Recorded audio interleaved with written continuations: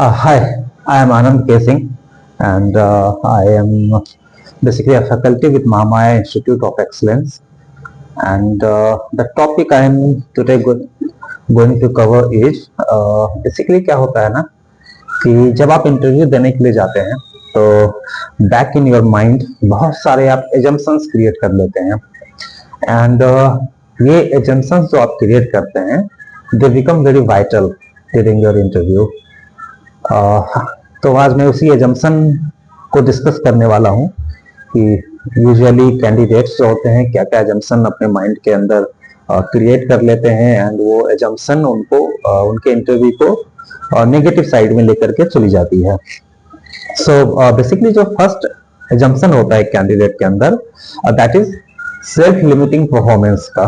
वो अपने परफॉर्मेंस को खुद ही कम करके आंकते हैं, ओके एंड वो सोच लेते हैं कि इंटरव्यू मुझसे ज्यादा जानता है, मुझसे मुश्किल सवाल ही पूछेगा इंटरव्यूअर, ओके एंड नतीजा ये होता है इसका कि उनके आंसर जो होते हैं वो थोड़े शॉर्ट हो जाते हैं एंड वॉइस जो होती है उनकी थोड़ी लो हो जाती है एंड पोटेंशियल दिख ही नहीं पाता है।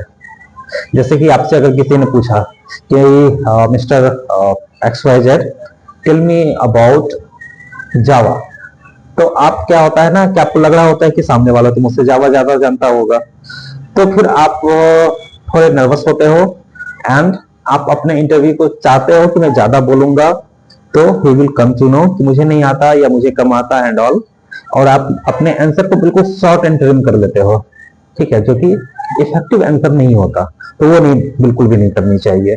आप ये मान के चलो कि सामने जो इंटरव्यू बैठा है वो बहुत फेयर बंदा है, ऐसा नहीं है कि उसकी आपसे कोई दुश्मनी है कि वो आपसे कोई मुश्किल सवाल ही पूछेगा एंड ऐसा भी नहीं होता है कि वो आपसे ज्यादा जानता हो। You are master of your own work. आप जो काम कर रहे हो, आप जिस फील्ड में हो, आप उस फील्ड के मास्टर हो।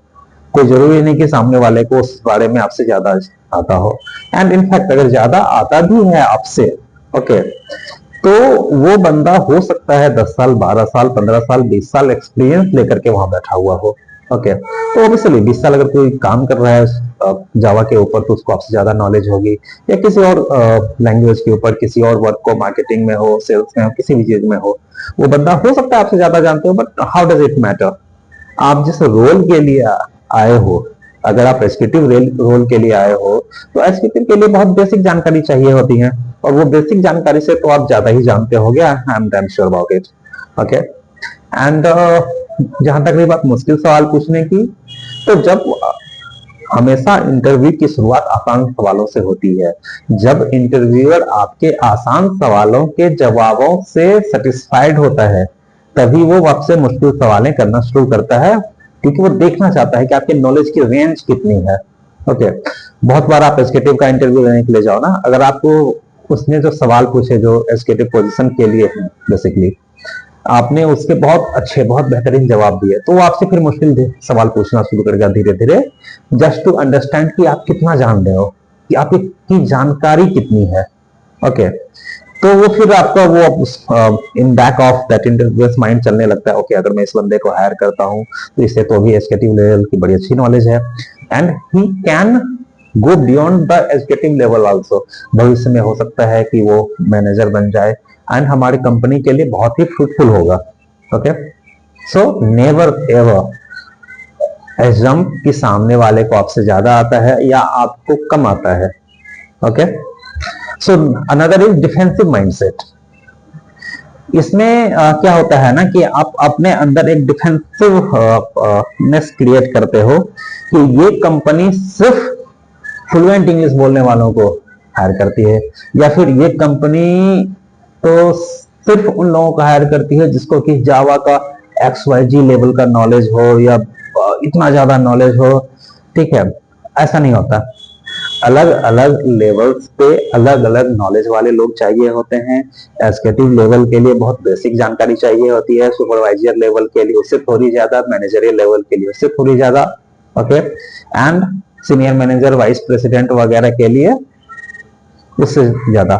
अलग अलग लेवल पे अलग अलग तरह की नॉलेज भी होती है। बेसिकली टेक्निकल नॉलेज जो होता है ना वो executive, senior executive, team leader and हर सब मैनेजर लेवल तक की जानकारी लोग देखते हैं कि इसको जो आपका बेसिक स्किल सेट है वो जो टेक्निकल उनकी रिक्वायरमेंट है उससे कितना मैच करता है। So never ever be defensive, ठीक है। कोई जरूरत नहीं है डिफेंसिव होने की इंटरव्यू के ड्यूरेशन, कोई जरूरी नहीं है वो आपसे ज्यादा जानते हो सकता है आपसे बहुत कम जानते हो, ठीक है। एंड उनका मकसद भी वहां पे आपको एक ऐसे कैंडिडेट को फिल्टर आउट करके हायर करना है, तो ऑब्वियसली उनकी कोशिश यही होती है कि आपको वो हायर करें, ओके। सो जब भी आप ये डिफेंसिव मोड में आ जाते हो ना, तो आप ओवर पॉलिश करने लगते हो, बहुत ज्यादा सबको पॉलिश करने लगते हो, आपका जो टोन है, वॉइस है, बोलने का तरीका है वो नेचुरल नहीं रह जाता, गलती होने का चांसेस बहुत ज्यादा बढ़ जाता है, ठीक है।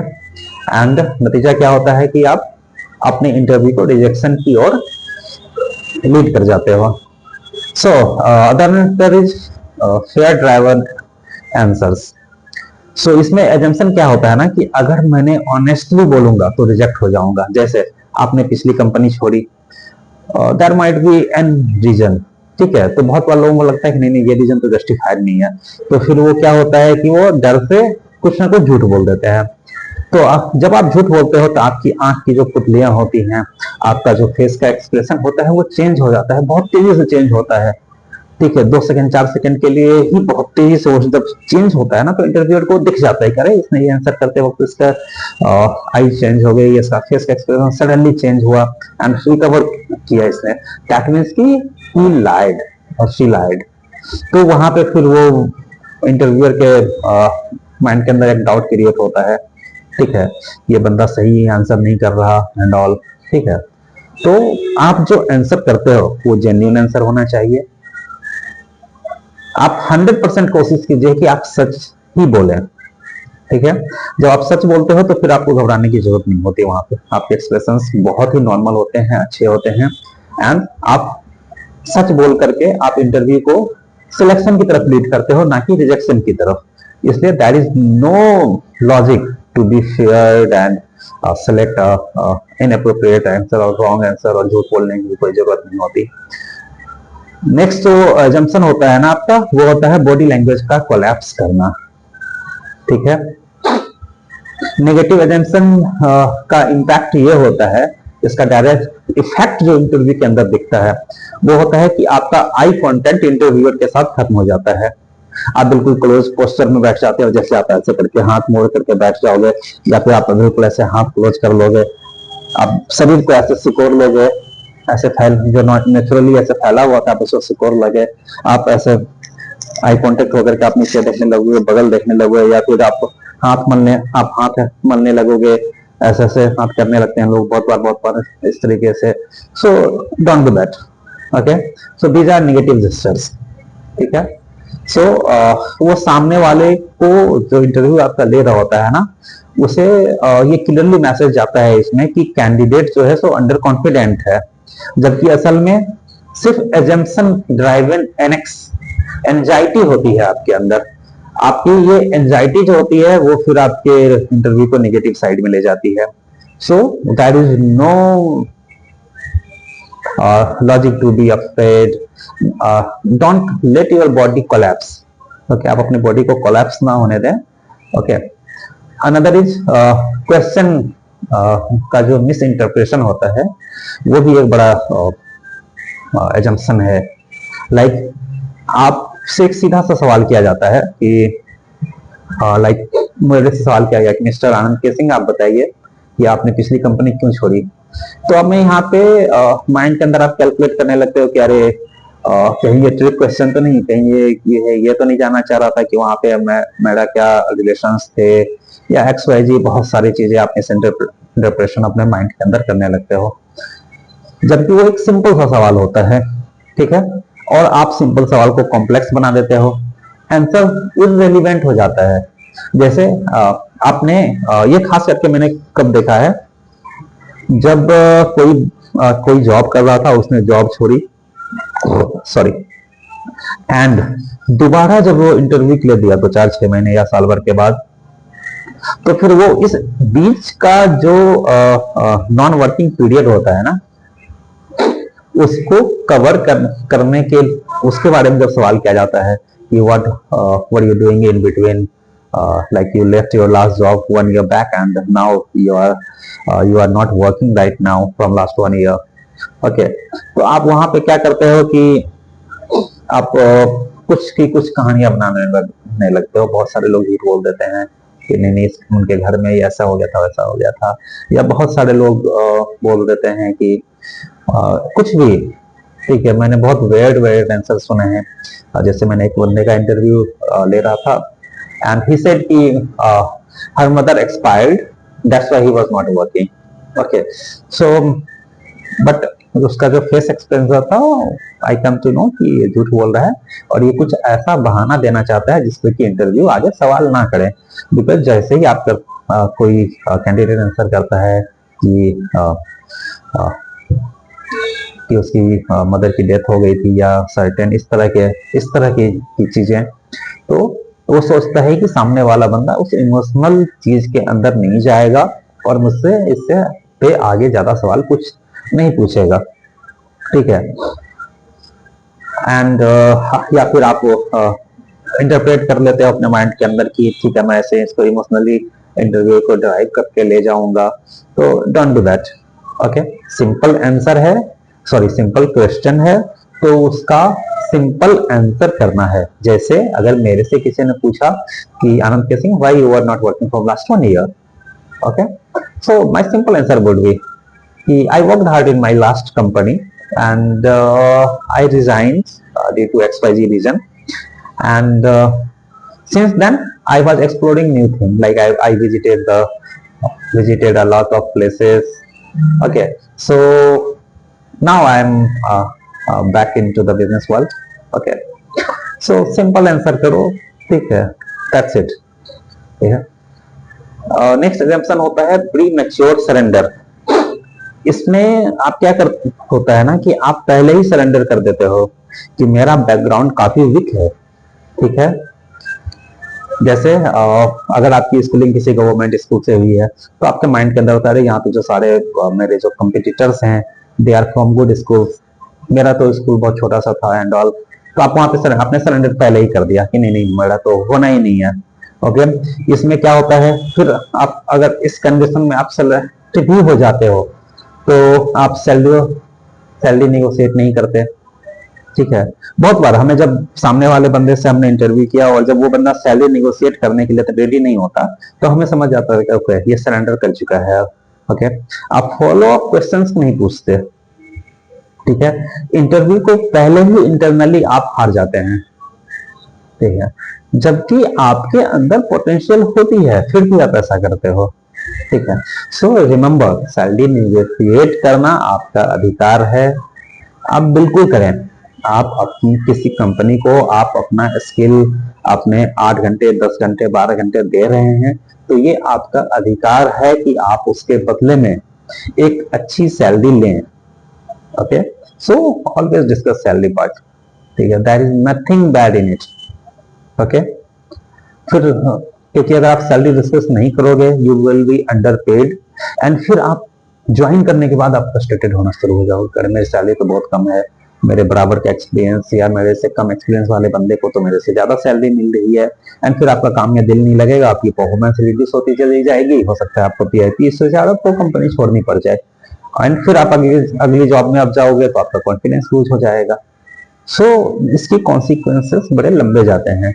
So never do that, discuss salary, there is nothing bad in it.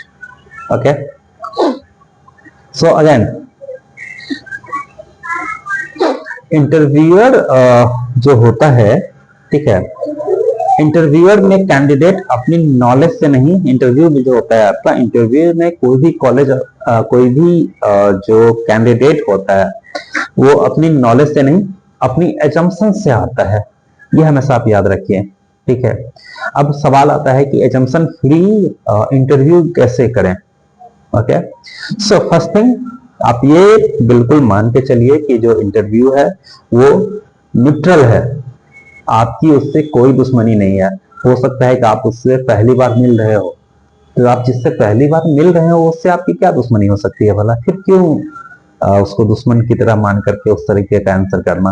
Okay, दूसरी चीज आप ये मान के चलिए कि हर क्वेश्चन जो आपसे किया जाता है that is an opportunity for you.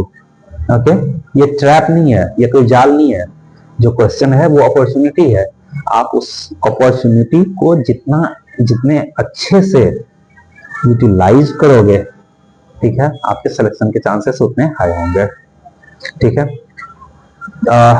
तीसरी चीज जो आपको है ध्यान रखनी है वो है कि आंसर का एम क्लैरिटी होता है, परफेक्शन नहीं। Okay, there is nothing called perfect answer for any question. It's all about clarity कि आपसे जो क्वेश्चन पूछा गया आप कितना क्लियरली उस क्वेश्चन को आंसर कर सकते हो। Okay, so always try to answer clearly and always remember, जब भी आप कहीं इंटरव्यू देने जाते हो, ठीक है, तो आप उसके एक दिन पहले, 2 दिन पहले, 3 दिन पहले, जब भी आपको पता है कि आपका अलाइन हो चुका है इंटरव्यू की लाइक कि 17 ऑफ जनवरी को मेरा इंटरव्यू है। ओके, सो आईने के सामने खड़े होकर आप प्रैक्टिस करने लगो। ओके, क्वेश्चन करने का। And one more thing, never ever over think about any interview. Over thinking हमेशा इंटरव्यू को किल करती है।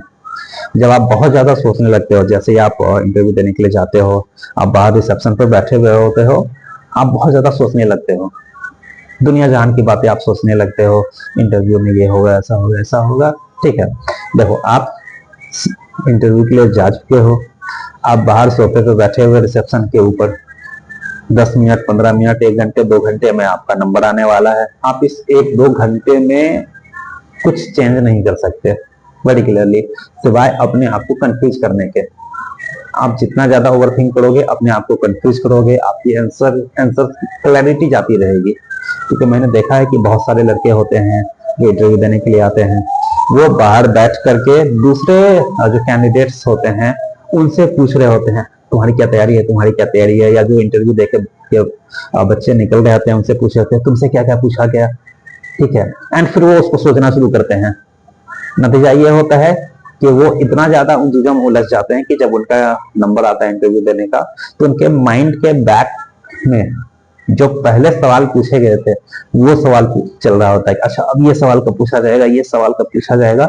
नतीजा जो आपसे पूछा गया होता है उस पर आपका फोकस ही नहीं होता, आपके आंसर क्लियर नहीं होते और आप रिजेक्ट हो जाते हो। So never do that also. I hope next time जब आप इंटरव्यू देने के लिए जाओगे, दिस विल हेल्प यू। आपको पता होगा कि क्या क्या एजम्पशन नहीं रखने हैं, आपको पता होगा कि क्लियर आंसर करना है, आपको पता होगा, ठीक है, कि इंटरव्यू के बीच में लॉस्ट नहीं होना है। Okay, so enough of this topic. Okay.